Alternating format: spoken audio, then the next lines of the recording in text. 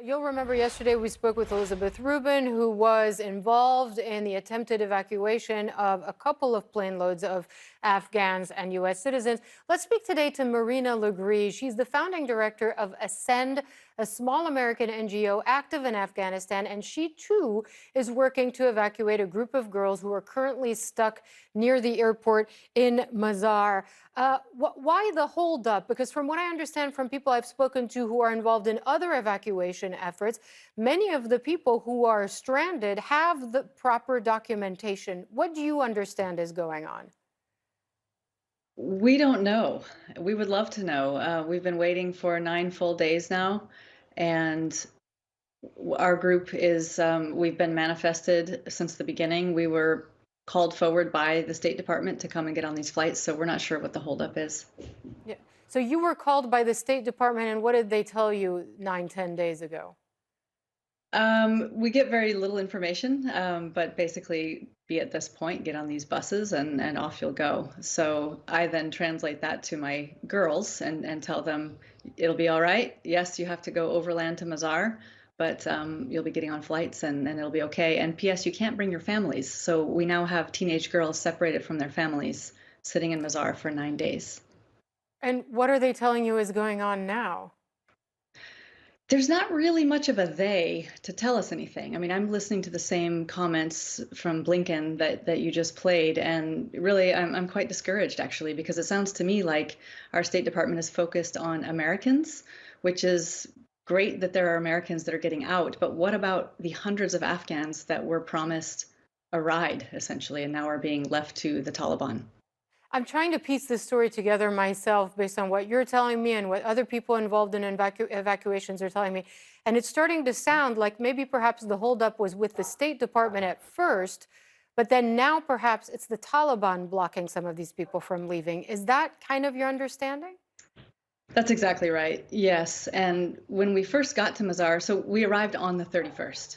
Mm. So these buses were called forward on the 31st. It's a long drive.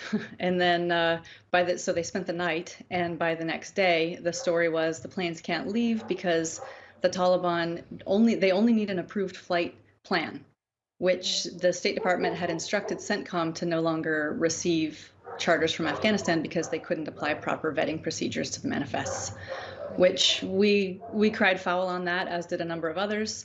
And it was fixed in a couple of days, but then the Taliban took over fully and settled more comfortably into their role. And now they've just said, we're not budging. We don't want anybody to leave. Well, they've said you can leave if you have proper documentation, but proper documentation was never part of the deal when we got on Right. the buses. Yeah. What happens to have you been in touch with the girls? Oh yeah, I'm in touch 24/7. I mean, Mhm. these are again girls that are part of my program and staff, and they've fully trusted that this is the best option for them, and they'll be looked after. And they're worried. They have no idea what to expect, and there is no plan B. In Yeah. addition to being women at risk and being high-profile athletes and community leaders, they're Hazara, Yeah. and they Yeah. know what awaits them if they go back home. Yeah. And you're not the only one. I mean, there are other journalists, NGOs, even some politicians that are organizing private charter flights. They're using the National Afghan Airline. They even have, in some cases, a midway country. Albania has issued visas to some of these people in order to allow the United States to process some of these Afghans in a third country before they head to the U.S. So it must be just so frustrating. I mean, it's frustrating for me, and I'm not even involved in the effort to have everything in order and all these countries saying they're okay for these people to come to be processed there, and yet this paralysis on the ground.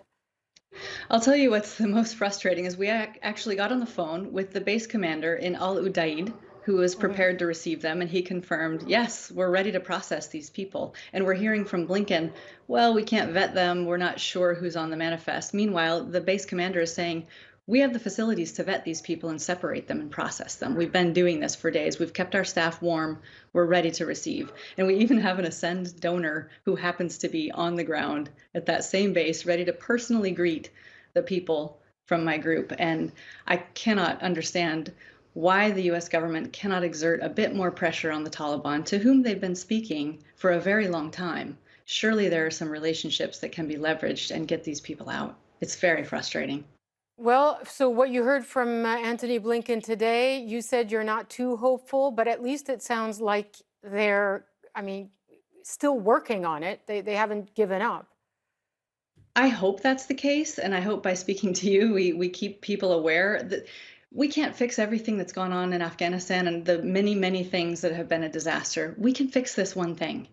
And I hope that they're listening, and they've left hundreds of Afghans who are at very high risk to their own devices, and we can't go back. There is no turning back to Kabul and just resuming life. So we Well, need action. this is our second day in a row following the story, and we're going to keep on it until we get answers, and hopefully until the people who are vulnerable, who are near the airport, ready to go, are able to leave. Thank you, Marina LeGree Great. of the group Ascend, joining us this evening.